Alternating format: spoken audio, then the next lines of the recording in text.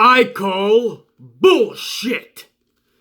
We'll get to the SmackDown Live review show in just a couple of minutes, but first, as I just said, I'm calling bullshit on the big story that broke out in the last 24 hours. Dean Ambrose is leaving WWE, not renewing his contract in April.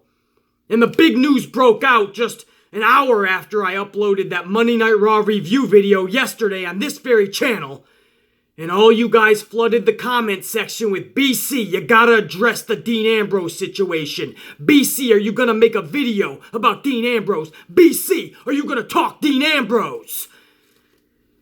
You damn well better bet I'm going to, but I didn't know how I was gonna attack it, because on one hand, I could see why somebody wouldn't want to renew with WWE. I could see why somebody could be unhappy. I could see why somebody needs to walk away when their career is taking a nosedive like Dean Ambrose's is. See, when Dean Ambrose first arrived on the scene, he had the world at his fingertips. He looked like he was gonna be the next big thing. He gets some injuries, he goes heel, it doesn't go according to as planned. And all of a sudden, he's basically irrelevant. Not even kept in obscurity, just irrelevant. Even the crowd reaction is gone. And then news breaks that he's not going to be re-signing in April, and all of a sudden, social media blows up. Everybody now, all of a sudden, is a Dean Ambrose fan. No, Dean, don't go. I can't believe this is happening. Not Ambrose. They treated Ambrose horribly. Bad booking, this, that, and the other thing. Fickle! Daniel Bryan is right. Where was your support for him beforehand? The last several months. No, the germaphobe character's horrible. This is bad. This is treacherous. This is criminal what they're doing to Dean. But if you were a Dean fan, you'd support him. Becky Lynch's booking the last several months since she's come back from injury has been horrible. But you continue to Becky. You chant her name because you love Becky, right? Because you're a fan. Where was all the Ambrose's fans these last several months? Even if you were a big fan and you wanted the heel run to work, and you'd boo the shit out of him then. You make that noise. I heard crickets. You would think the Revival was out there in the ring. Crickets. No noise. But now, this morning, everybody's up in arms. Frustrated and sad that Dean Ambrose is leaving. However, is he really though?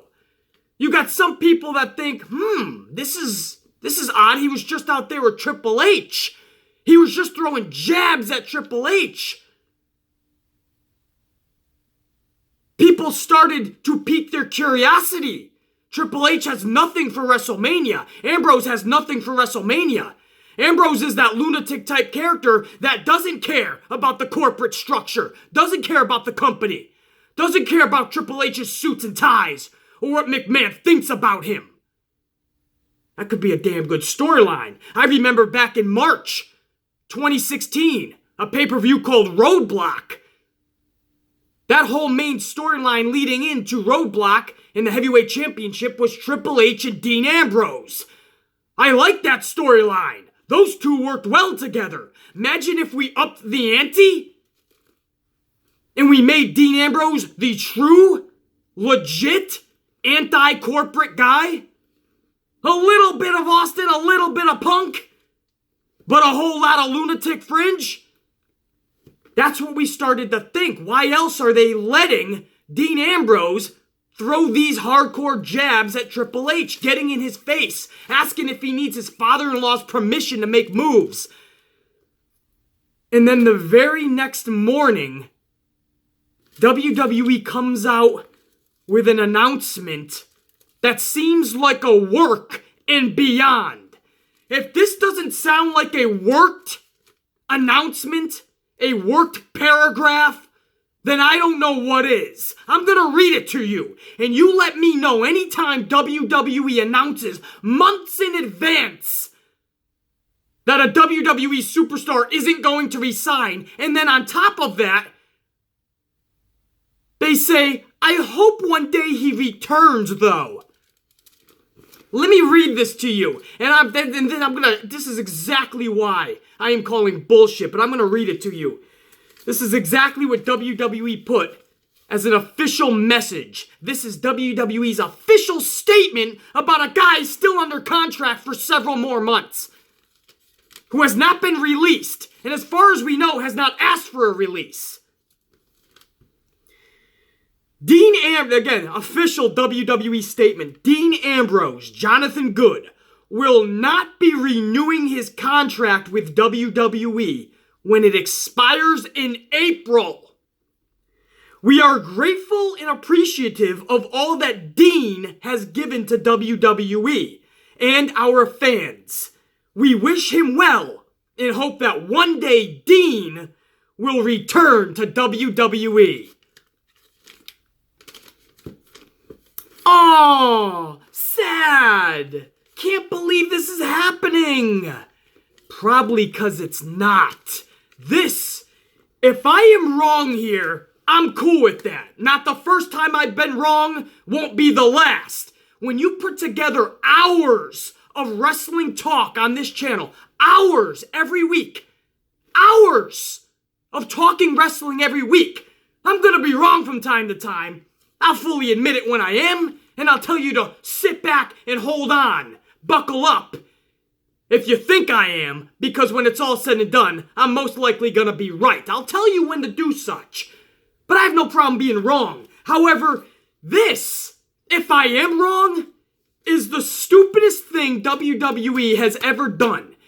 Why do you think they have 90-day compete clauses for release superstars? When they do grant a release, they give you 90 days of no competing anywhere else. The main reason is they don't want you to be relevant when you show up somewhere else. They want to pretty much kill off the character. That's why they like to own the names.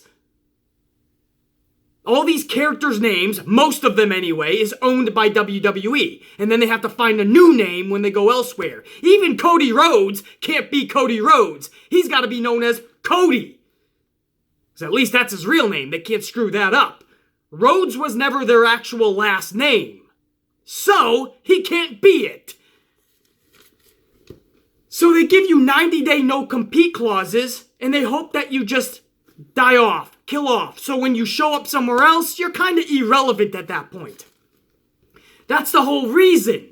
They don't announce in advance, months before, that you're leaving. Now, this isn't a release, which is even more eye-opening. Why would they do this?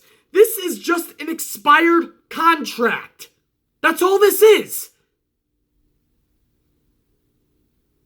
Dean Ambrose, Jonathan Good, will not be renewing his contract with WWE when it expires in April. After WrestleMania. Think about that, guys. Why would you announce it in January? You just got off the Royal Rumble. You want all the speculation, all the news, all the hot topics to be about everything that happened at the Rumble, and here you are on Tuesday morning, breaking news from months away that Dean Ambrose is leaving. That doesn't sound like a storyline to you?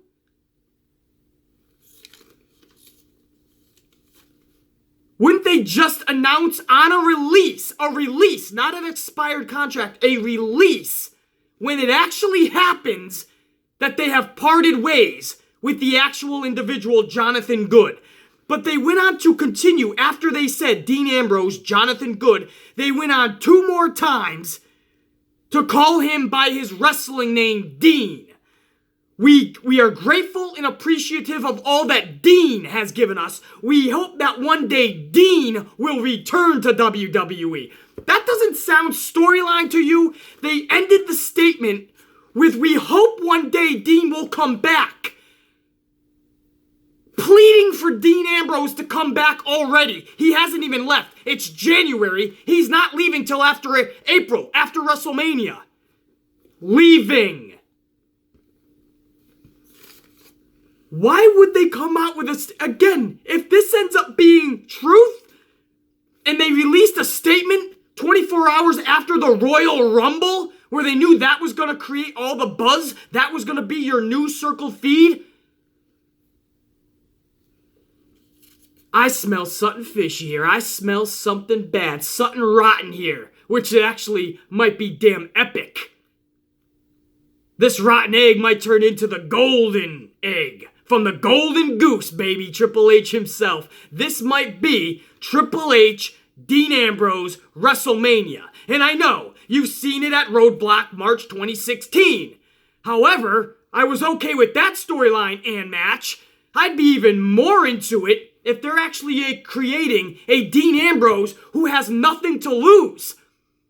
By throwing jabs at Triple H Monday, they set the seeds down. They planted those seeds. They set the wheels in motion for Triple H and Ambrose. Then 24 hours later, or actually this was the morning of Tuesday, so this was actually 12 hours later, after he throws the jabs at Triple H, they're announcing that he won't be returning after April, after WrestleMania. That he's not going to re-sign with WWE. So all of this buzz now is around Dean Ambrose. This would be a Dean Ambrose who has nothing to lose. He literally is going against the corporate machine. Who better than Triple H, who currently has nothing for Mania anyway? There was buzz that Dean Ambrose, they had a big storyline planned for him at the Royal Rumble. And now the new story is that has been nixed because Dean Ambrose went to WWE and said, I'm leaving after my contract expires. But maybe that wasn't the story. Maybe that was the big Royal Rumble story. And they held it off till the next night on Raw. And it's going to be with Triple H. If we were hearing he's involved in something big, and then all of a sudden 24 hours later, they're announcing that in 3 months he's leaving, then maybe he is involved in something big. Are you understanding this? This sounds like a storyline. And I know WWE and wrestling fans in general, we always think everything is a work. We could see Shane McMahon fall from the Empire State Building. Totally an accident. A fatal fall. And we'll think it's a work. We'll think it's storyline. It's Shane McMahon. He's fine. It's only the Empire State Building. WWE never announces 3 months in advance that somebody is not renewing their contract. Hours after throwing jabs at Triple H, and they say at the end, we hope one day Dean comes back to us.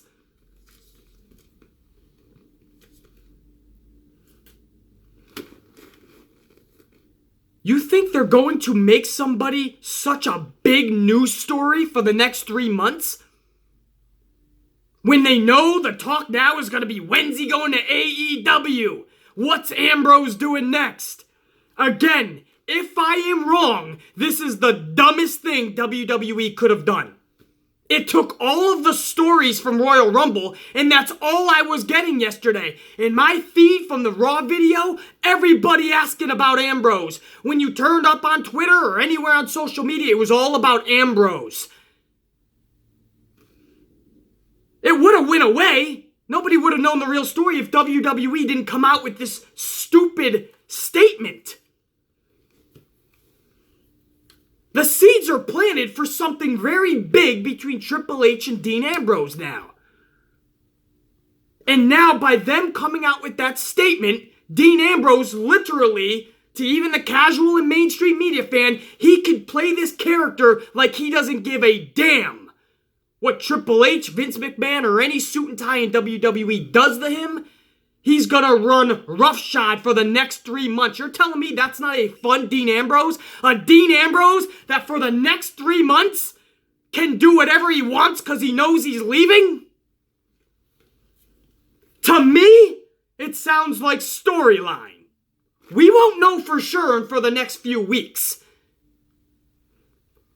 We'll know for sure probably by Monday if this storyline really kicks into high gear. But we all have our different opinions on it. You're watching the Amplified, man. You asked for my opinion, my thoughts.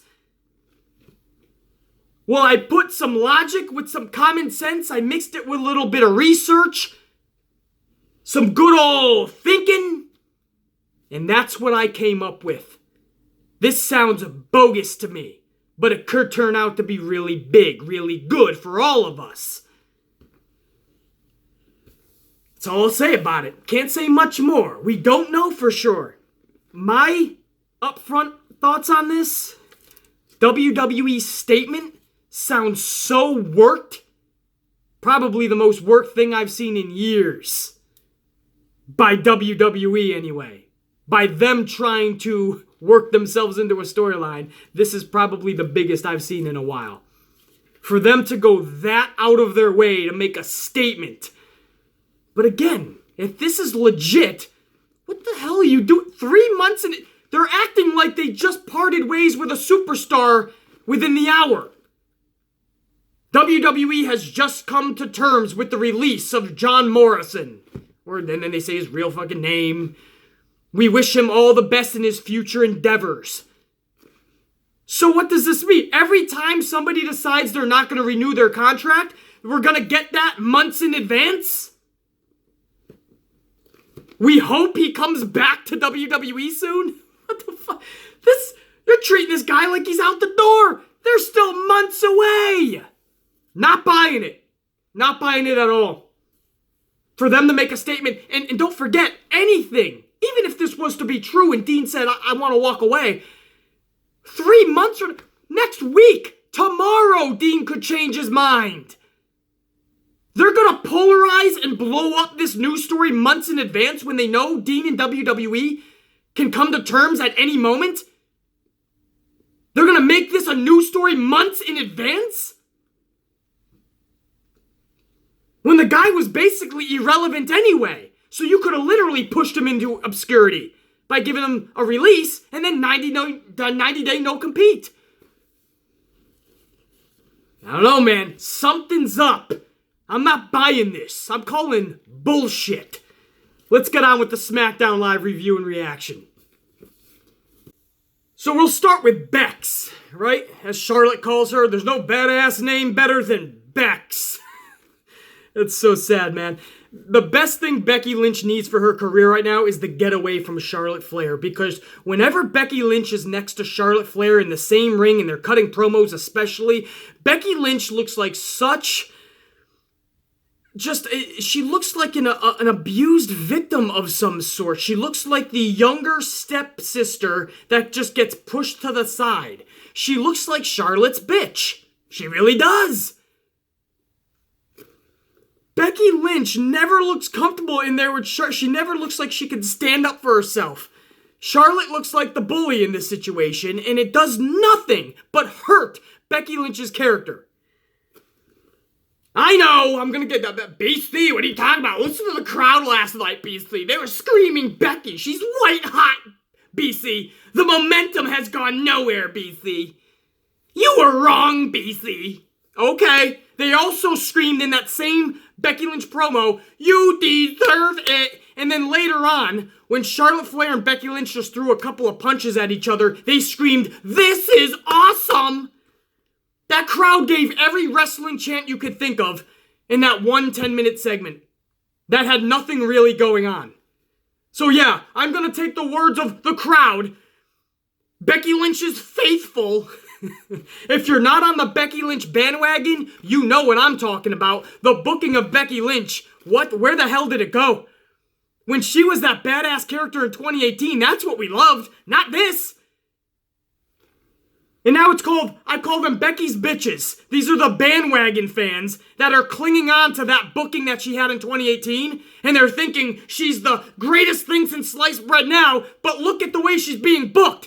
I don't have to regurgitate it for you. Go back and watch any of my last videos, and I go through the step-by-step horrible booking of Becky Lynch since she came back from her injury, including the Royal Rumble, and how she even won the Rumble. Playing the underdog, doing it with one leg. But it continued last night, as I knew it would. That promo that Becky Lynch cut What was that? That was lackluster, mundane, and bland. That is not the best of Becky Lynch, not even close. Becky Lynch should be talking trash. It's what she does best. Becky Lynch should be throwing those zingers. It's what she does best. Becky Lynch should be making people in the crowd go, oh, damn. It's what she does best. But it's what she did best in 2018. The new Becky Lynch, the WWE corporate machine has their thumb on her now. Look at the crowd. They're all holding up the same little Becky sign. You know why? Those are the same signs they used to give for Bayley. It was called the hugger section signs, and you hold them up. They put them on everyone's seat, and they hope that you hold it up and you scream her name. So they want to make sure everyone's screaming, Becky, Becky. The corporate machine is now got their thumb on Becky Lynch. Everyone's holding up the same Becky sign now. Hilarious. In her promo, no more zingers. Now she's just talking about, Ronda likes to talk about how I was working my way up when she was main eventing. But what she doesn't realize is I'm proud that I came from nothing. And now I've came into something. I went from nothing to something, and I'm better at something than I was at nothing. So take that, Ronda. Or whatever the heck she was saying. Something like that, right? All the things she could have hit Ronda with, that Ronda was messing up on Monday night. This was the time to throw those zingers. She threw one little one. I handled my loss at the Rumble more gracious than you did. Basically talking about when Ronda was in UFC.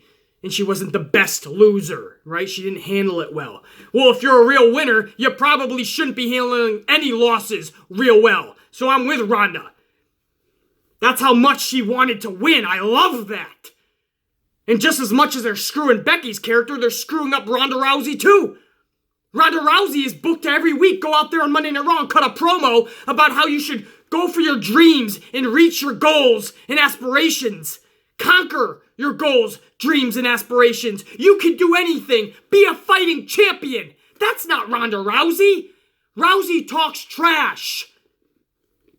After every match, Rousey is shaking hands. That's not Rousey.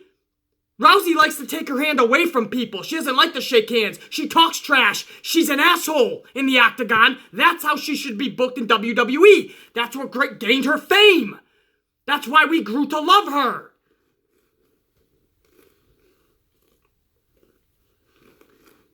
And they're booking both of these ladies going into WrestleMania horribly. Becky Lynch is now going to play the underdog who's doing all of this on one leg. Please. So Charlotte Flair comes down to the ring. And Charlotte Flair now, you can't make this shit up. Charlotte Flair is belittling Becky Lynch again. I gave all this to you. I did this. You didn't do this. Becky Lynch is taking it all in with that this smug look. But it's like, I can't speak up to you.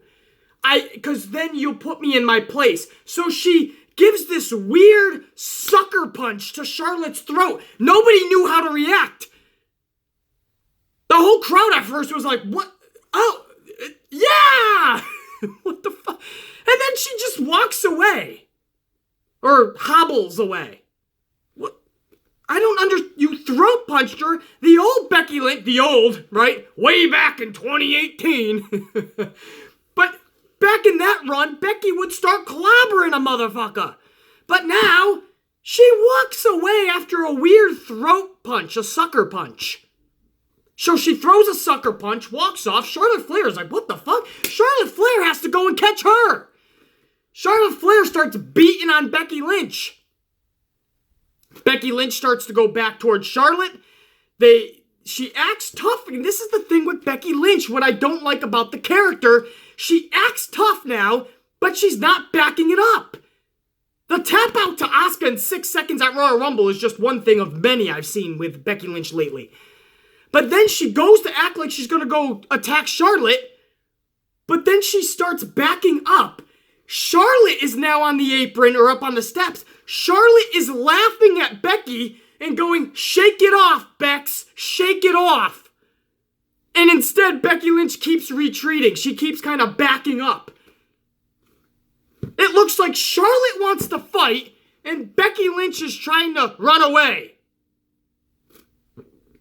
But not trying to draw attention to that. Yeah, I'll get you. I want you right now. As I keep inching closer to the back. Man, it's so frustrating because we know what this Becky Lynch can be. In the best booking they had, post-Royal Rumble victory for Becky Lynch was a sucker punch, get beaten up, and then drive away with her head down because her leg is hurting her. That's what happened later on. She drove away. They tried to interview her. She's like, I'll be fine. I'll be okay. And she drives away. If you're not a delusional Becky Lynch fan and you can step away, even if you're a Becky Lynch fan, even if, just step away for a second and listen to my words. You know I'm correct. You're gonna get what you want most likely anyway. She's gonna walk away from WrestleMania with the title, so you're gonna get that, but at least have the common sense and the logic to know this is not how you book somebody who's supposed to be, from what I'm told, their hottest superstar right now. Maybe I'm just too smart. Maybe I'm too creative. Maybe I have too much common sense. Maybe too much logic. Maybe I should just sit back and enjoy the ride, BC. At least Becky's in the position. Maybe I should just do that. That's like watching Stone Cold Steve Austin turn into the ringmaster when Stone Cold was at his peak. And then they just go, fuck, let's just make him the ringmaster again. That's like The Rock and saying, hey, let's turn The Rock back into Rocky Maivia. Let's turn Kane into Isaac Yankem. Actually, that might be better, but that's not the point. And yes, I know, you're comparing Becky Lynch to Stone Cold and The Rock? BC, you done fallen and hit your head, man. No, I'm just making an observation, guys. There are people out there that are saying Becky Lynch is their top star right now. One of the biggest stars in pro wrestling. Well, if that's the case, you gotta protect her booking, not make her look weak. Nobody's gonna believe she's an underdog story coming out of Mania. That's stupid. Tapping out to Asuka, then selling a leg injury for who knows how long, probably all the way to WrestleMania. And they're probably going to try to recreate the injury story that Nia Jax when she busted her skull and she couldn't compete at Survivor Series. But this time WWE is going to have the injury angle. The medical doctors say you can't compete and she's going to come back and rise against the machine and she's going to compete at Mania. Wow! The underdog story for the ages! So stupid. No, I don't care if you're gonna get mad at me or not, right? I get a lot of Becky Lynch fans that are mad at me when this has nothing to do with the actual Rebecca, the girl playing Becky Lynch. We have no issue. We love her journey. She's likable, she's awesome.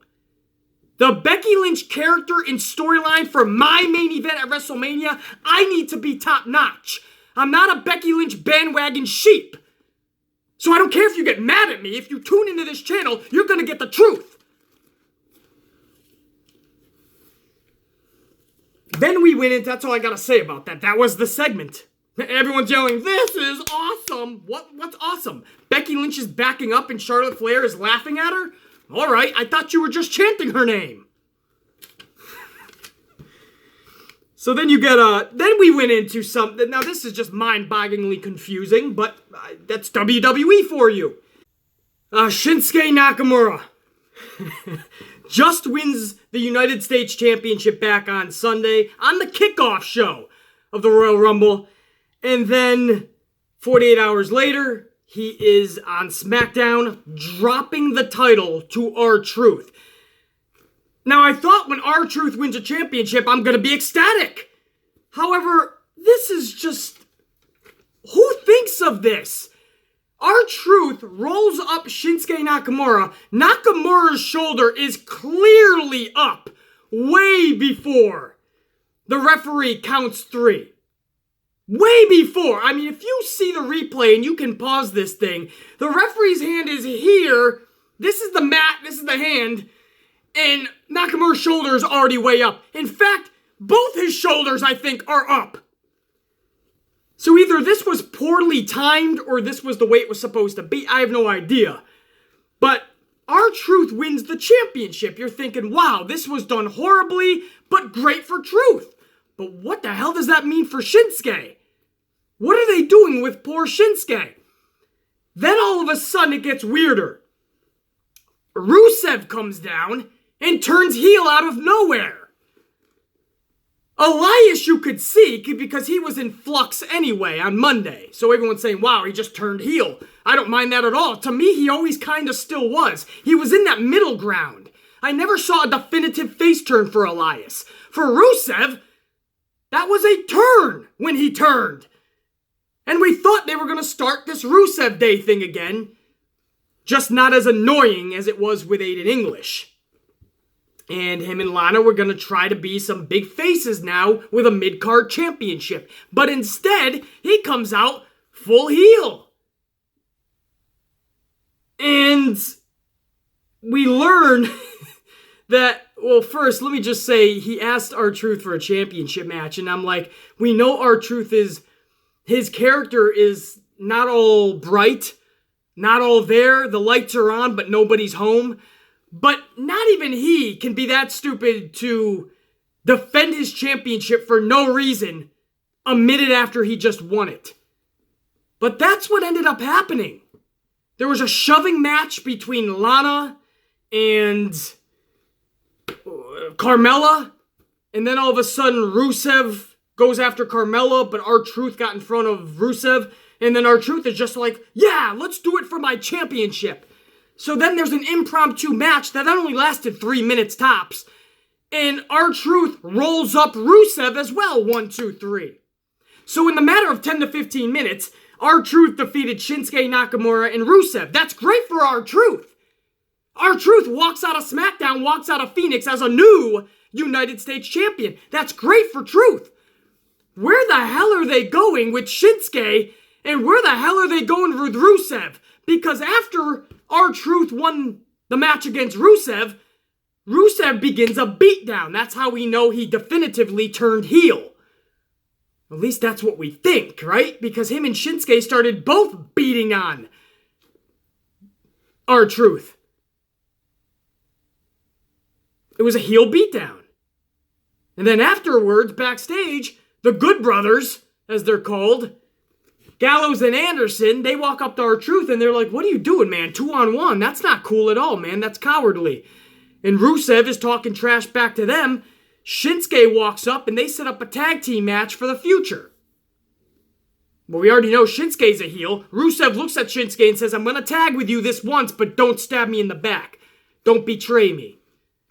All signs are pointing that Rusev, if he ain't full throttle heel, there's no way he's getting momentum back as a face now, because he barely had any in this face run.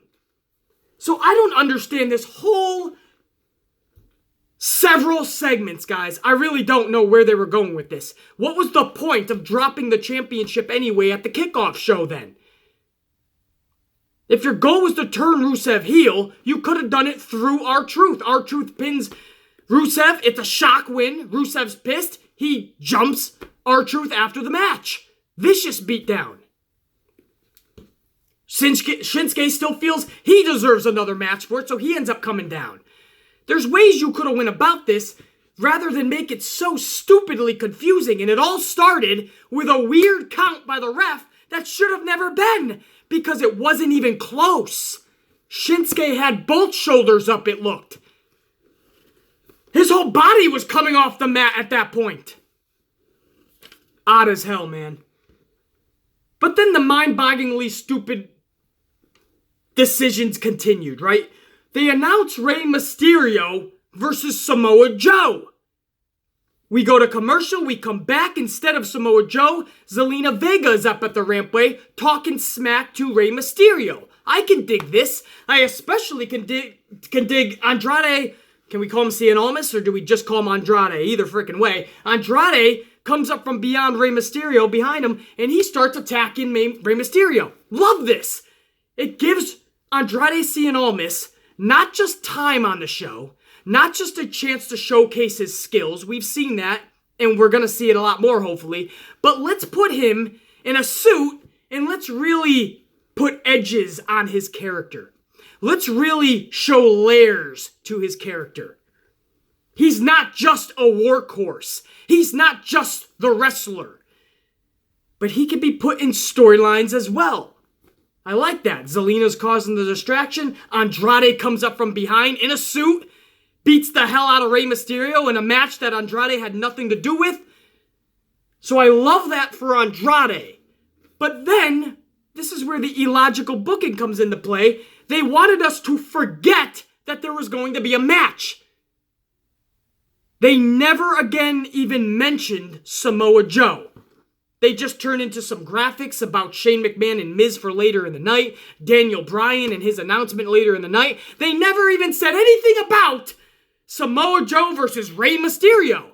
But that was the advertised announced match. That was the reason Rey was even in the ring. So they take something good that I liked with Andrade and Rey, and because of their stupidity, they had me befuddled even at the end of something I liked. Unreal that this company cannot think things through thoroughly. The whole way through, it's like they get a little something right, they get all giddy, they jizz in their pants, and then they all go their separate ways, happy for the rest of the day, because they got 2 minutes of creativity in. They don't follow through.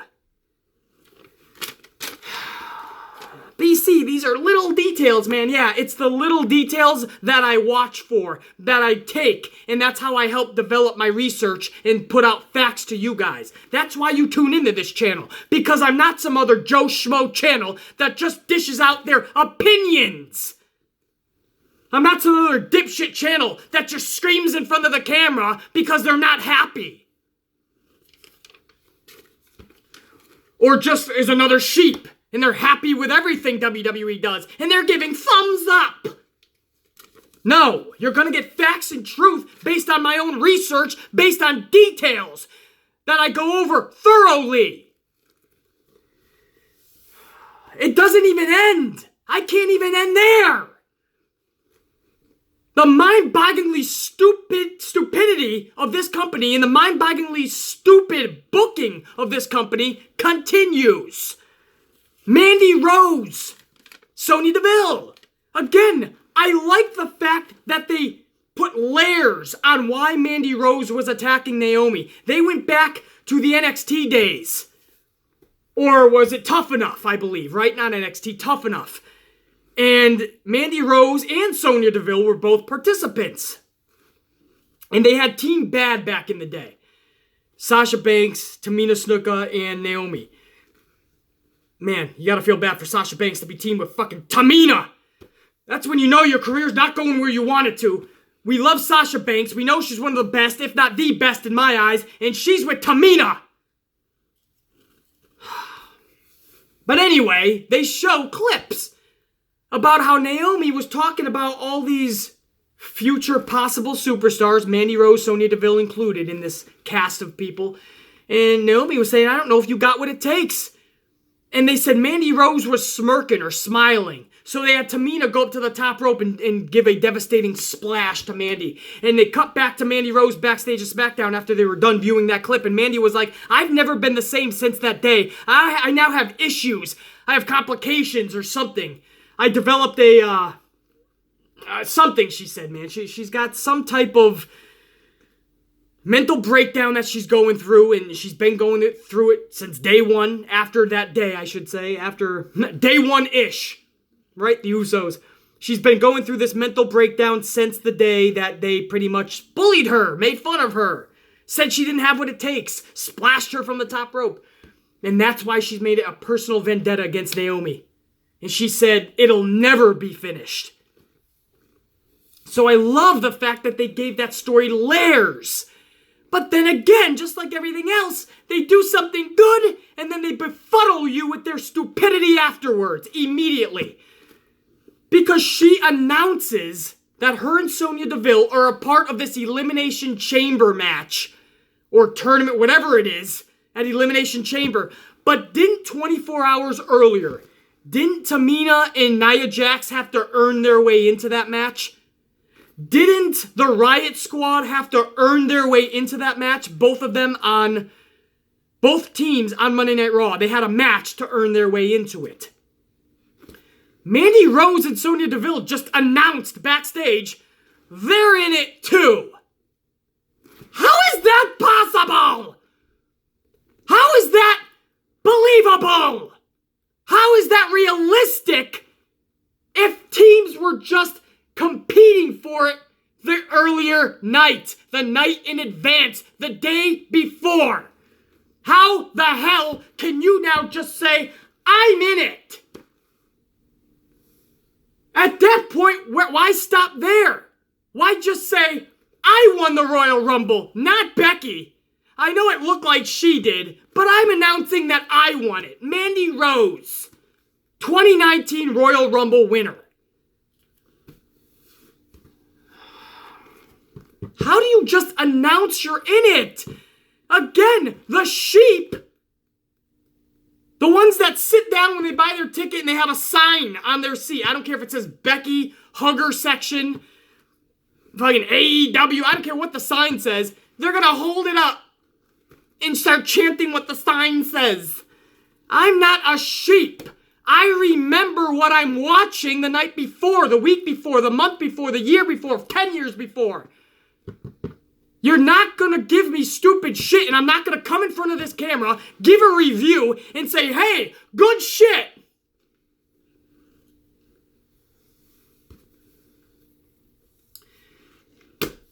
Miz and Shane McMahon enter the ring, and Shane McMahon has a celebration for the Miz. He brings out Mr. Miz, as the crowd is calling him, Mr. Miz. George, the Miz's father.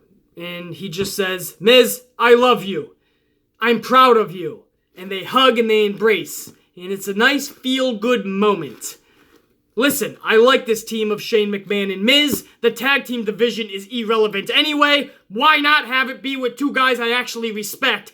Especially Shane McMahon, all he is given for this business when he didn't have to. He's the boss's son. He could just chill backstage, collect a lot of money, and be a shot caller, be a boss. No, instead, he's putting his body on the line every time he goes out there. And The Miz has obviously paid his dues. Man, I don't know where this George Mr. Miz thing was going, but okay, a feel-good moment. And then Shane McMahon announces there's going to be a 4-team match. A 4 corners, 4-team match. And the winners will take on them at Elimination Chamber. So that's all I need on my show. A tag team division that's irrelevant anyway. Now let's put 4 teams in there and let's give us fucking 15 minutes of boredom. The match was decent for what it was. That's about it. In the end, the right team won. The Usos, because they're the best team right now. Their characters have what it takes to be something special. They just keep getting ebbed and flowed. 50-50 booking has killed the new Usos, just like it did the old Usos. So now we're going to do it again. What happens? Do they win the championships again? And then what? By SummerSlam, they're off again. By Survivor Series, they got them again. They're flip-flop with the New Day maybe again. For their match, 2,416th match with the New Day. Anyway, the Usos win. Golf clap. Until I see that they're going to give them consistent momentum, I'm going to hold some reservations on how I feel about this. But the right team did win. Then you go to Daniel Bryan, right? That was the main event. It was not a wrestling match. It was Daniel Bryan and then a schmaz that endured afterwards. That was your main. I don't even know how I review something like this. This was chaos through and through. I guess what I can review thoroughly is Daniel Bryan coming out and trying to cut another great promo because that's what Daniel Bryan does. But the crowd was being idiots, just trying to put the attention on themselves. And there's times when crowds can create a buzz and an atmosphere that's fun, and they kind of take control or they hijack a show, but it's fun, It really is something that's boring, and we really do have to send a message to Vince. That's when it's cool. Then there's times where it's cringeworthy, it's awkward, it's stupid, and it's annoying. That was the crowd last night during that segment, because that was in a promo that I was actually trying to listen to. That was actually a good promo. And Daniel Bryan is trying to elevate his character. And the crowd was just not letting him, man. Everything Daniel Bryan said, Daisy, he was talking about how he's a hypocrite because he has a leather strap. And that's not in line with the way he views society and the world. And he shouldn't have a leather strap because that was a pig named... I like to give every animal names. And this name was Daisy. And the crowd just starts chanting, Daisy. Okay, a fun little 20-second chant. You got it out of your system. Then they start chanting, thank you, Daisy. And then it was just a bunch of chants. And I'm like, shut the fuck up. It was that moment where I wish I had a crowd mute button. I know Vince has one. Kevin Dunn has one. I wish we had one. I would mute the crowd and just listen to Daniel Bryan. That was annoying as hell. He introduces Eric Rowan. That reaction was definitely muted because there was nothing. There was crickets. The sad thing is, it actually wasn't muted. That was the actual crowd response, and I don't blame them in that instance, because why should we be excited about Eric Rowan? I don't understand this. Same theme music that didn't get over before, by the way, is the same theme music he came back with. You had all this time to give him new theme music, try to give him some new identity. Nothing. And I'm talking about before the Bludgeon Brothers, by the way. This was the same Eric Rowan theme music. He gets in the ring, he has a bag with him. Daniel Bryan proceeds to talk about how he is done with that championship. Eric Rowan grabs a trash barrel. Bryan throws the championship into the trash barrel. And they unleash this new championship from this black bag. It is made out of pure hemp. It is made out of wood. It is made out of stones. It is all natural. Hemp, woods, natural, like, stones, it looks like. It's an all-natural championship.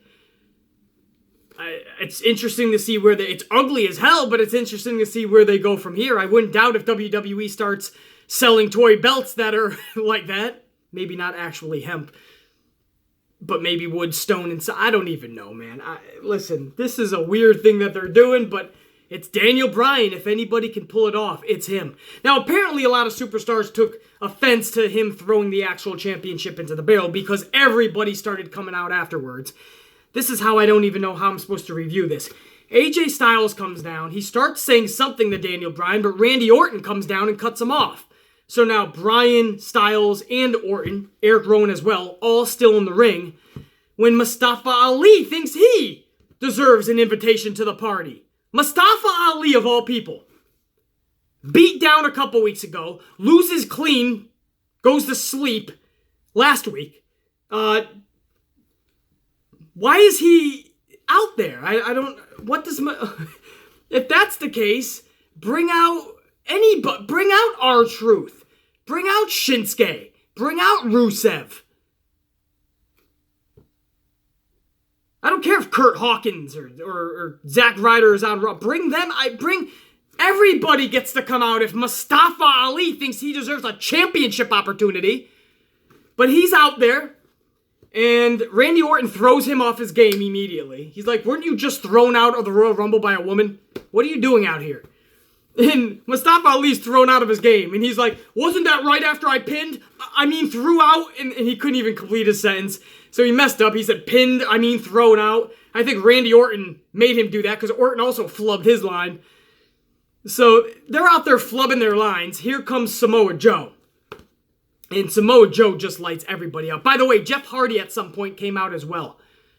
So maybe Hardy was even before, or I forget, but Jeff Hardy was out there as well. Samoa Joe comes out and just lights everybody up.